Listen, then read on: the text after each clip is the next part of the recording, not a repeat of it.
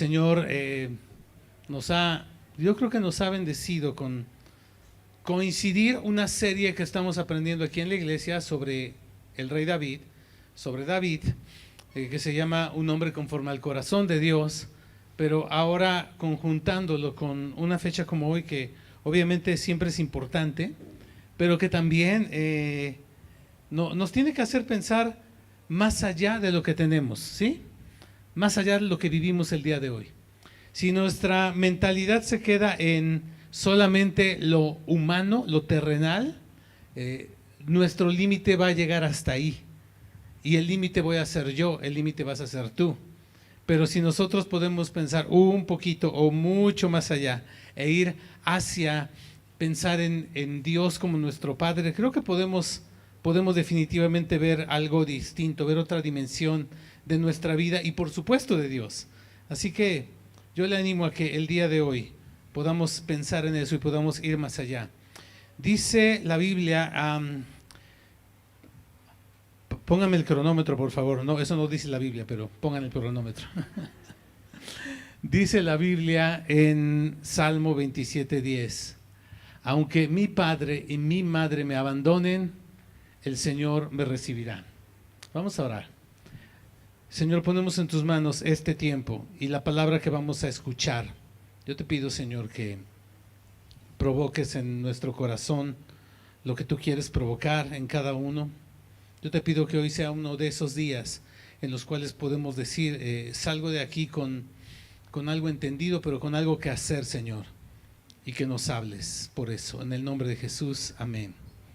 Qué versículo, ¿no? Y qué declaración del rey David en este Salmo 27. Y es muy relevante porque siempre que alguien dice algo hay un trasfondo. ¿Por qué alguien dice algo? ¿Por qué David diría, aunque me deje mi papá y mi mamá, Dios me recibirá? ¿Por qué lo diría? ¿Por qué? ¿Por qué en las carreteras o en las avenidas hay un límite de velocidad y dice máximo 60 kilómetros por hora? ¿Por qué? ¿Por qué? ¿Por qué dice eso? Porque seguramente hay personas que van más rápido de ese límite. Porque hay multas e infracciones. Porque si no hubiera multas e infracciones, quién sabe qué haríamos. ¿De acuerdo? ¿Sí? ¿Quién de ustedes hace lo que quiere? A ver, levante su mano, la verdad. Ay, mínimo los papás. Toda la vida nos dicen a nosotros los papás, ¿qué nos dicen? Después de serias negociaciones y de estar platicando y demostrando nuestro punto de por qué es muy importante que compremos esa bicicleta nueva, más ligera, etcétera, etcétera. Y ya después de que lo demostramos científicamente por qué es bueno para nuestra salud esa nueva compra, ¿qué es lo que nos dicen? ¿Sabes qué? Haz. ¿Pueden completar la frase? Haz. Pero la verdad es que no hacemos lo que queremos, porque hay un código penal, porque no tenemos tanto dinero, porque hay muchas consecuencias. Y justo hablando de leyes, las leyes o lo que se escribió, se estipuló, por ejemplo, regreso a lo que decía, límite de velocidad, es porque seguramente hay personas que si no dice límite de velocidad y si no hubiera una multa asociada a esa infracción, haría lo que quisieran, todo el mundo haría lo que quisiera. Ok, la pregunta es, ¿por qué David dice esto? ¿De dónde sale? ¿Por qué un hombre conforme al corazón de Dios escribió esto? ¿Por qué un hombre que escribió algo tan hermoso como el Salmo 23, el Señor es mi pastor, nada me faltará? ¿Por qué él dice, aunque me deje mi papá y mi mamá, el Señor me va a recoger? Esa frase, aunque mi padre y mi madre me abandonen, es del rey David. Sí, yo sé que está en la Biblia, pero siempre tenemos que pensar cuando estudiamos la Biblia en quién lo escribió, en qué condición lo escribió, por qué lo escribió, etcétera, etcétera, etcétera. Y David lo escribió porque seguramente esto era parte de su vida. Era parte de su corazón. Parte incluso de su experiencia. Y más adelante les voy a tratar de demostrar cómo realmente el abandono fue parte de la vida de David. Y quiero aprovechar en este momento quiero hacer un paréntesis para que todo el mundo nos enfoquemos en lo que les quiero transmitir el día de hoy. Hoy quiero que entendamos, número uno, que nosotros como hijos hemos sido afectados positiva y negativamente por la imagen y la influencia paterna que tuvimos o que no tuvimos. ¿Están de acuerdo con eso?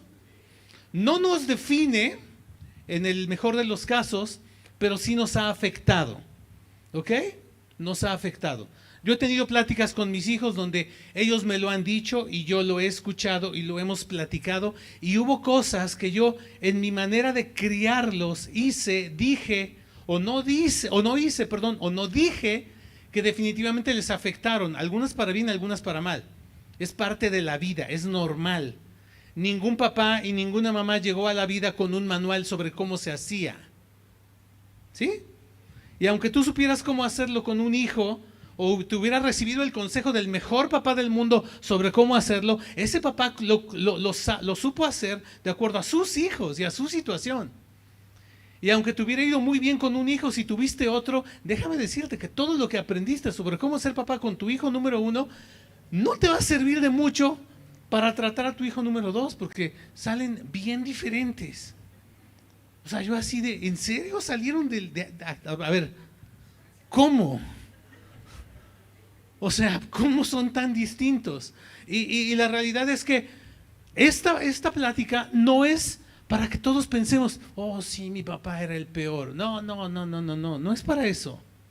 Esta plática, y a propósito de que es Día del Padre, no es para que digas, pues yo creo que mejor no le regalo nada a mi papá, porque yo estoy, ¿sabes? Esta plática tiene que ver contigo y con tu corazón, y con lo importante que es entender cómo David, el hombre que por alguna razón escribió, aunque mi padre y mi madre me abandonen, ese hombre fue un hombre conforme al corazón de Dios. Ese hombre entendió un llamado y cumplió un llamado.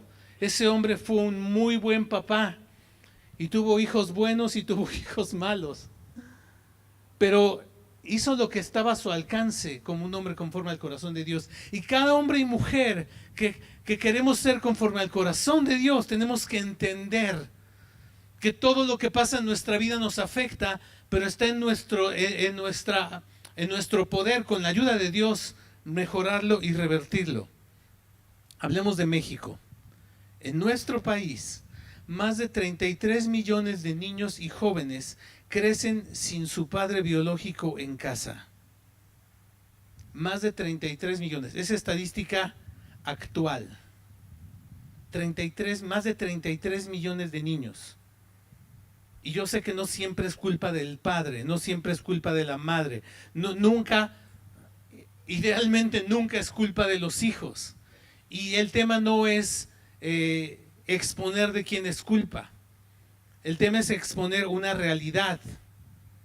Porque las realidades nos ayudan a entender sobre qué tenemos que trabajar y hacia dónde tenemos que ir. Y la realidad es que la ausencia del padre afecta la identidad.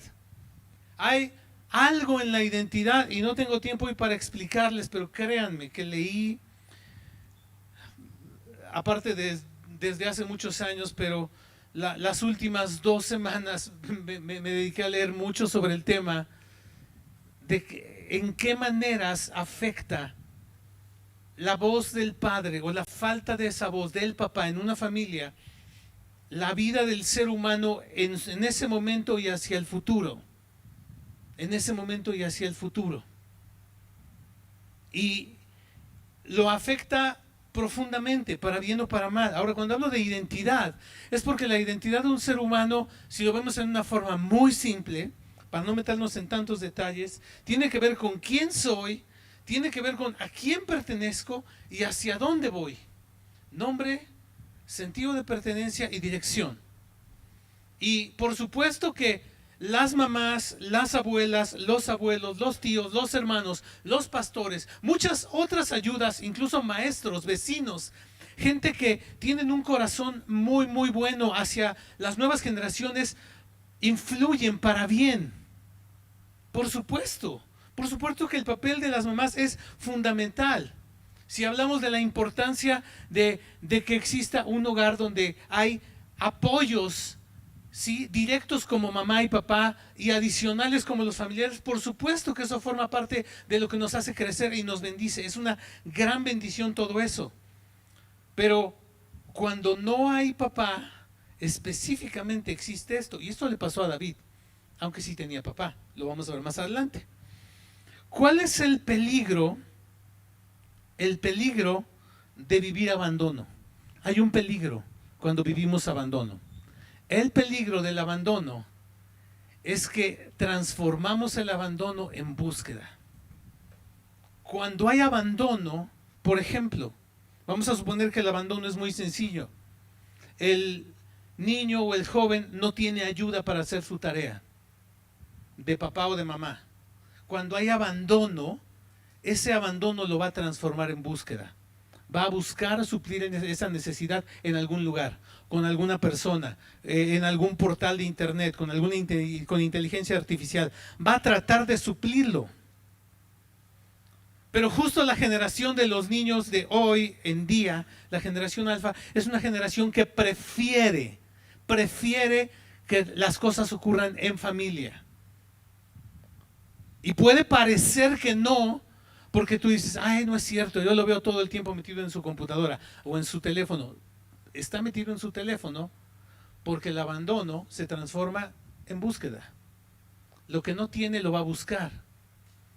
Los niños y los jóvenes no se van a quedar sin recibir lo que necesitan, solamente van a transformar su abandono en búsqueda. Eso es un peligro.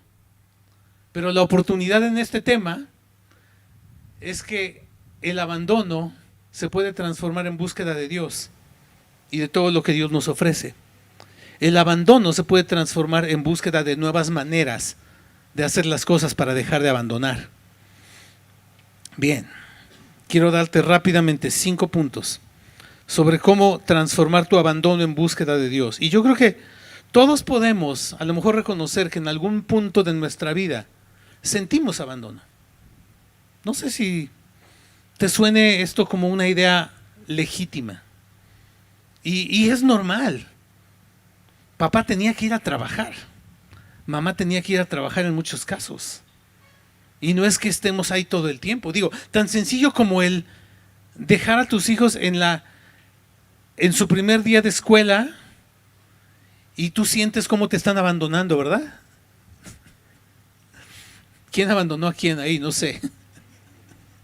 ¿Quién llora más? No sé.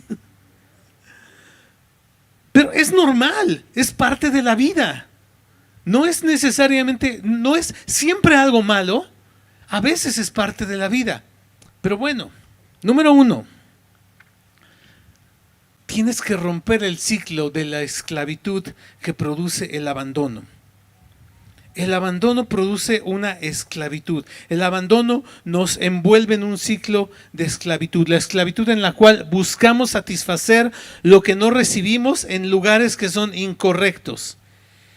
Y sobre todo el ciclo en el cual caemos en el miedo. ¿Ve cómo lo relaciona la palabra de Dios? La paternidad y la esclavitud. Dice, y ustedes no recibieron un espíritu que de nuevo los esclavice al miedo, sino el espíritu que los adopta como hijos y les permite clamar Abba Padre. Aquí claramente está indicado, o puedes tener un espíritu que te esclaviza al miedo o un espíritu que te adopta. Cuando tú y yo estamos abandonados, estamos esclavizados al miedo, porque el abandono produce inseguridad. El abandono produce temor, incertidumbre, y esa incertidumbre se vuelve una red que te esclaviza. Por eso el Espíritu Santo viene y nos adopta como hijos y podemos llamar a Dios Padre. ¿De acuerdo? Y esto es algo para todos. Dice Juan capítulo 1, versículo 12. Dice más, a cuantos lo recibieron, a los que creen en su nombre les dio el derecho de ser hechos hijos de Dios. Y déjame decirte algo, no todos somos hijos de Dios. No todos. No todos. ¿Has oído a personas que dicen, todos somos hijos de Dios? ¿Todos somos hijos de Dios? ¿Seguro? No. La Biblia claramente dice, y lo voy a decir como te lo dice la Biblia, hay hijos de Dios e hijos del diablo, punto. Tú dices, ay, ya entendí a mi compadre. Parece broma, pero no es broma. El hijo modela y reproduce las actitudes del padre. Modela y reproduce lo que el padre es.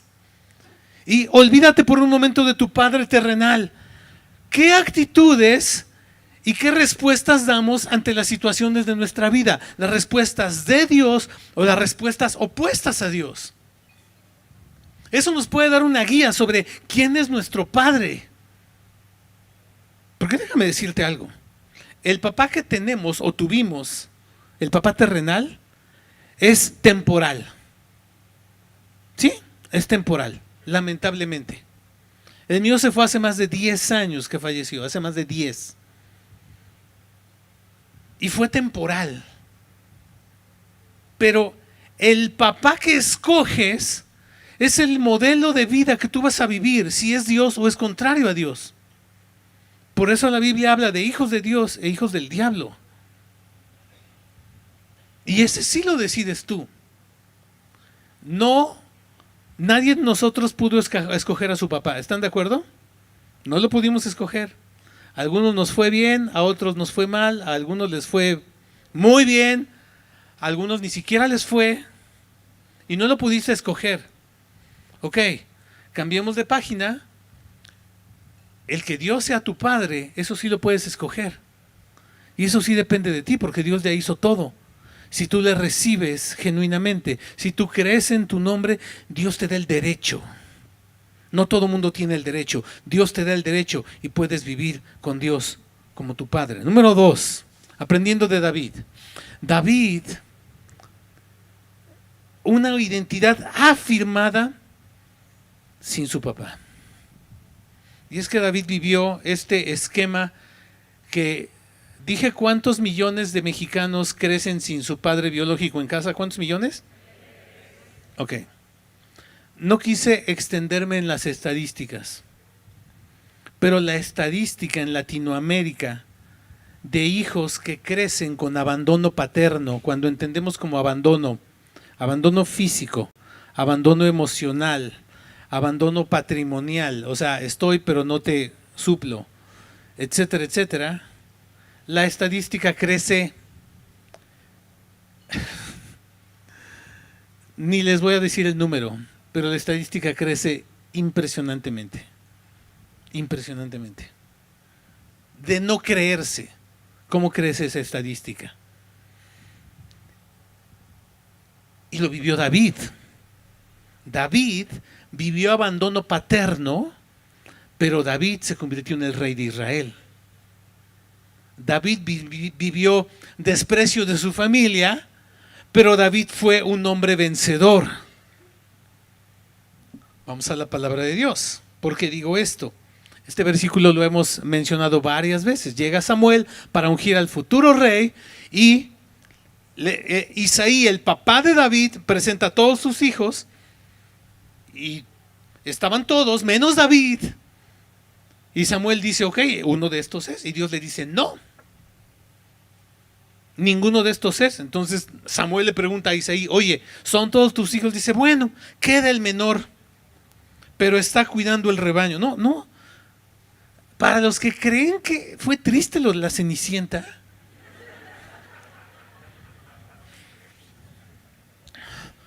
es que aquí es donde la realidad supera la fantasía. ¿La Cenicienta qué? El rey David. David ni siquiera se enteró que iban a llegar a ungir al nuevo rey. La Cenicienta por lo menos estaba ahí encerrada y tuvo oportunidad de que le ayudaran los ratones, ¿ok? O sea, la Cenicienta tuvo una oportunidad, David no. David estaba lejos, ¿sí? Estaba lejos cuidando las ovejas. Dice, bueno, queda uno. Entonces el Señor le dijo, este es, úngelo. Van por David, lo traen, dicen, este es el rechazado, el olvidado, al que nadie le avisó que iba a haber un evento especial. ¿Por qué? ¿Por qué? El que estaba cuidando las ovejas, el que estaba trabajando para el sustento de la familia. ¿Por qué? Bueno, quiero que veas Salmo 25, cómo lo entendía David. David decía, fíjate en mi aflicción y en mis penurias y borra todos mis pecados. David tenía el corazón para no ver su abandono, su aflicción o sus problemas como algo que era culpa de los demás. ¿Te das cuenta cómo resuelve David lo que le pasaba? Esa era su forma de pensar, porque David vivía solo cuidando ovejas, solo se enfrentó a leones, solo se enfrentó a osos, solo se enfrentó a Goliat y lo venció, solo huyó cuando Saúl lo quería matar, solo anduvo viviendo en cuevas. Tú ves que David incluso fue rey, y yo no veo en la Biblia que diga, y sus hermanos se acercaron a él. Yo no veo en la Biblia que diga, y su papá se acercó. Nadie, solo, todo el tiempo solo. Si tú lees los salmos a detalle, puedes encontrar cualquier cantidad de menciones donde encuentras los problemas emocionales de David. Si David hubiera sido diagnosticado en este tiempo, se le hubiera declarado completamente incapaz de asumir algún puesto de autoridad por los problemas emocionales que sufrió. ¿Y sabes por qué vivía todos esos problemas emocionales? Porque no tuvo una identidad afirmada por su padre. Lo que vemos es que lo dejaron afuera. Lo que no vemos es cómo lo trataban. Y cómo era, hay otra parte donde David dice que era despreciado por sus hermanos. Para que haya desprecio de los hermanos es porque hay menosprecio de los papás. Y eso lo vivió David. Número 3. Escucha esto y apréndelo, por favor. No puedes cambiar tu pasado, pero puedes vivir tu llamado. Porque tu llamado no está en el pasado. Tu llamado está hoy. Y es para lo que Dios quiere hacer en tu vida hacia el futuro. David no podía cambiar su pasado. No podía cambiar su pasado. Y yo sé que hay opiniones encontradas sobre si David era hijo o no era hijo de Isaí. Sí, porque a lo mejor aquí esta no es la historia de Cenicienta con la madrastra. Tal vez era la historia de David con el padrastro. Tal vez, no lo sabemos por cierto. Pero ve lo que dice David de sí mismo en Salmo 51:5. He aquí, en maldad he sido formado y en pecado me concibió mi madre. Todos entendemos, ¿no? ¿Lo tengo que explicar? ¿No? ¿Alguien necesita ilustración para esto? Ok. Él pudo haber lamentado eso de su pasado. Yo no sé si su papá le decía, eres un bastardo, eres ilegítimo. Eres producto del pecado de tu madre. No sé qué tantas cosas le decían. Yo creo que adoptado hubiera sido un halago. No era un adoptado. Era algo más difícil en la sociedad de ese tiempo. Era un hijo producto de un pecado. Por lo tanto, no había manera de que él fuera elegible para ser el rey. Escúchame esto, del pueblo de Dios. Del pueblo de Dios. Es ilógico que en algunas expresiones o en algunas actitudes de nosotros que nos decimos cristianos, volteemos a ver con desprecio a una persona porque tuvo un pasado o porque tiene un presente en el cual ha fallado o ha pecado. y no quiero decir las palabras que pienso, pero me parece completamente absurdo que volteemos a ver con una mirada de juicio a quienes a lo mejor no han venido en el último mes a la iglesia y tú no tienes ni idea, y yo no tengo ni idea si estuvo cuidando a su abuela enferma todas estas semanas. No tenemos idea. Y es tan fácil que volteemos y juzguemos. Esto último no tenía nada que ver con la plática, pero ni modo. Y un poquito peor es que nos juzguemos a nosotros mismos. No, es que yo no soy un cristiano de la cuna. No, yo no conozco a un cristiano de cuna, no los conozco, no existen. El cristianismo de cuna es un mito. Hay familias cristianas que crían hijos que en algún momento tomarán su decisión de seguir a Cristo, pero tienen que tomar su decisión. Y David no era un hijo ni amado ni reconocido. Sin embargo, Dios vio en David lo que ningún hombre pudo ver. Su papá no lo pudo ver, probablemente su mamá no lo pudo ver, sus hermanos no lo veían, el rey no lo veía, el hombre de Dios, Samuel, no lo veía. El único que lo vio fue Dios. Y tú y yo tenemos que caminar con esta confianza y con esta advertencia. Dios no ve lo que está delante de sus ojos, de nuestros ojos. Dios ve el corazón. Qué maravilloso y qué terrible, porque Dios ve mi corazón. Dios ve mi corazón. Enfócate en guardar tu corazón, como aprendíamos hace unas semanas. David, aun siendo indigno humanamente hablando, fue el rey. Probablemente el mejor rey que tuvo Israel. Probablemente uno de los mejores gobernantes que ha tenido Israel. Y de su linaje, del linaje de un hombre con estas características de origen, vino el Salvador. Porque Dios hace lo que quiere. Y si Dios te quiere bendecir, Dios te quiere bendecir. Y si ningún papá te dijo hijo, Dios te dice hijo, Dios te dice hija. Y si no hubo papá o mamá que te cuidaran y te amaran, Dios te ve, Dios te acerca, Dios te abraza, Dios te ama. No puedes cambiar tu pasado, pero puedes vivir en tu llamado. Número 4, Jesús resolvió la orfandad espiritual. Mira, más dura que la orfandad humana es la orfandad espiritual. Y qué bueno quienes tuvimos o tienen a su papá y fueron buenos padres. Qué bueno, gracias a Dios por eso. Gracias a Dios, en verdad. Ojalá todos los que somos papás nos mantengamos rompiendo esa terrible estadística y estemos presentes física, emocionalmente y en todo. Ojalá. Pero más allá de eso, asegúrate de no ser un huérfano espiritual. El Señor Jesús dijo que buena parte de su misión era mostrarnos al Padre. Y Él dijo: quien me ha visto a mí, ha visto al Padre.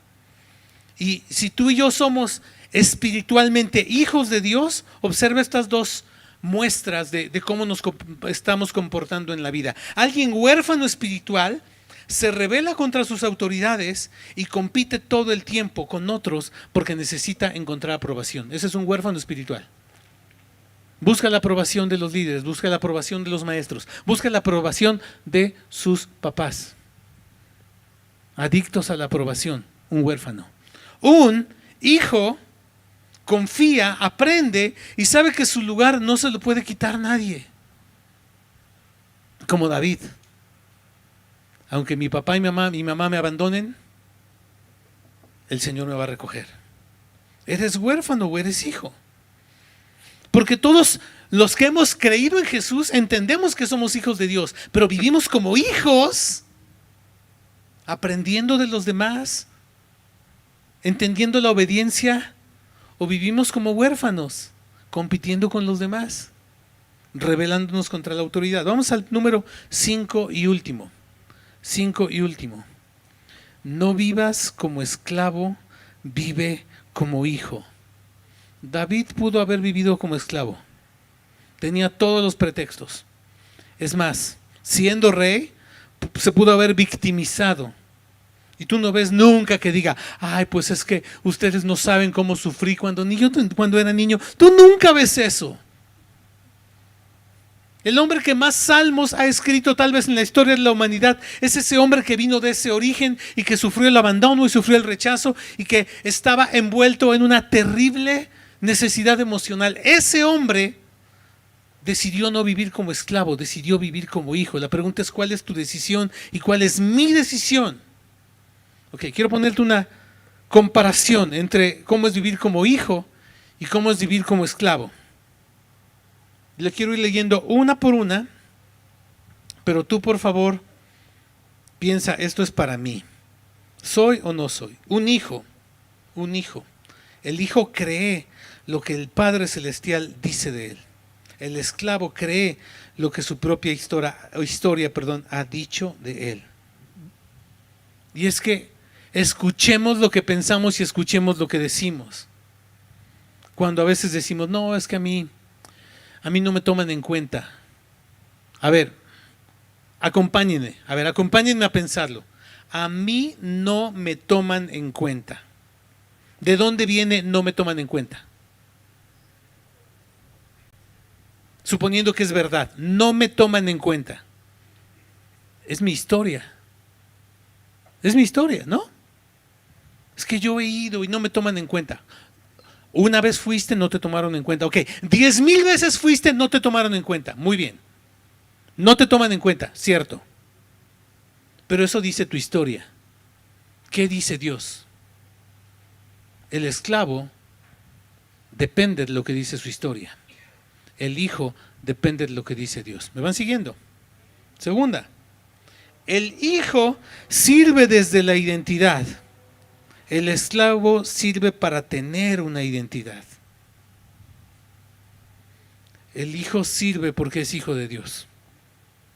Porque es hijo de Dios. El hijo ayuda, el hijo es parte de la familia. Y pensemos en la iglesia, pensemos en la sociedad.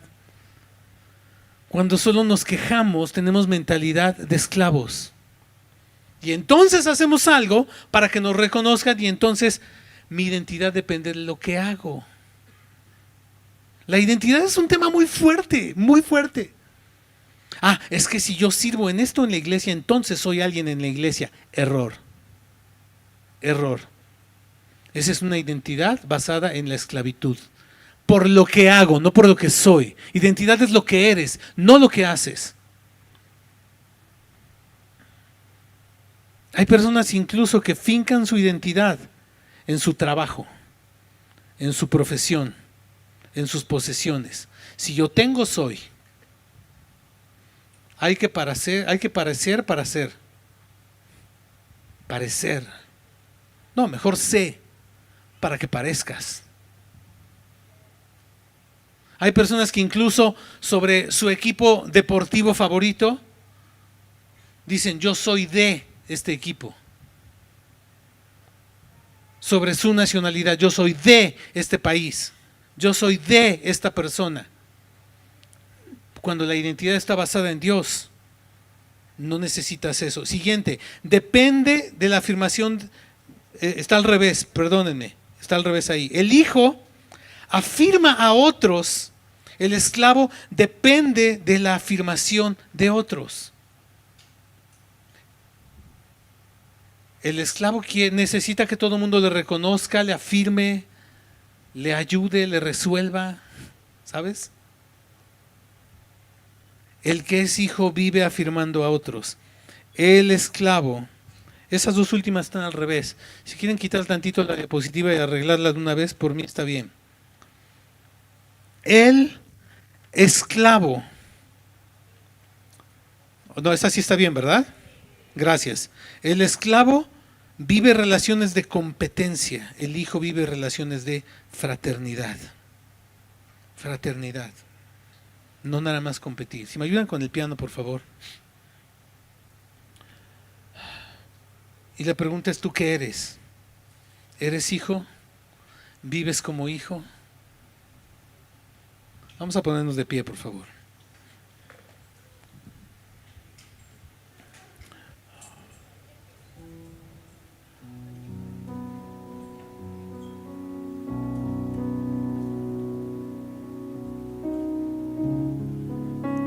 Yo quiero orar para cerrar este tiempo y pedir al Señor que nos haga entender en qué parte o en qué partes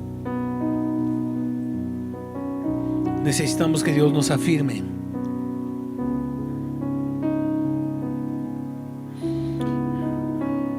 Yo me atrevo a decir, con todo el respeto y con toda honestidad, todos hemos vivido o sufrido algún tipo de abandono. Todos tenemos nuestros momentos, nuestros días o nuestros años de andar por ahí con actitud de esclavo y no de hijo. Así que yo creo que esta puede ser una oración que nos involucra a todos, pero claro, es libre. Ahí donde estás, cierra tus ojos por un momento. Amado Señor, hoy estamos aquí para decirte, y yo te digo, tú eres mi Padre. Tú eres mi Padre. Enséñame a conocerte como Padre. Enséñame a caminar contigo como un hijo, no como un esclavo, no como un siervo, no como un empleado, no como un colaborador, nada más, sino como un hijo. Enséñame a entender cuál es la manera en la que tú me ves, para que no me defina mi historia. Y Señor, que como vemos el ejemplo en David, pueda yo dar el paso que me saque del ciclo de esclavitud, del ciclo del miedo, y que pueda yo estar firme y afirmado en ti, Señor, afirmando a otros, bendiciendo a otros. Yo que soy papá, bendiciendo a mis hijos, afirmándoles, animándoles, Señor. Yo que ya tengo cierta edad, viendo por los demás y cuidándoles, impulsando el crecimiento de otros, Señor, ayudando, Señor, a los que están cerca y también a los que no, Señor, siendo la persona que tú quieres, porque soy tu hijo, y si soy tu hijo, yo puedo reproducir, yo puedo modelar lo que tú eres, Señor. Enséñanos, Señor, enséñanos. Que ninguno de nosotros se conforme con la limitada manera de vivir por lo que nos pasó. Seguramente muchas cosas nos han pasado, seguramente, pero nada comparado con lo que tú hiciste en la cruz, nada comparado con lo que tú hiciste para resolverlo. Te doy gracias, Señor, por resolverlo. Te doy gracias, Señor, por hacer todo lo que era necesario para llegar a mi corazón y para mostrarte a mi corazón. Señor, aquí estamos dándote gracias. Tienes el lugar en nuestro corazón. Te hemos aceptado como Padre. Y Señor, somos tus hijos. Te damos gracias en el nombre de Jesús. Amén.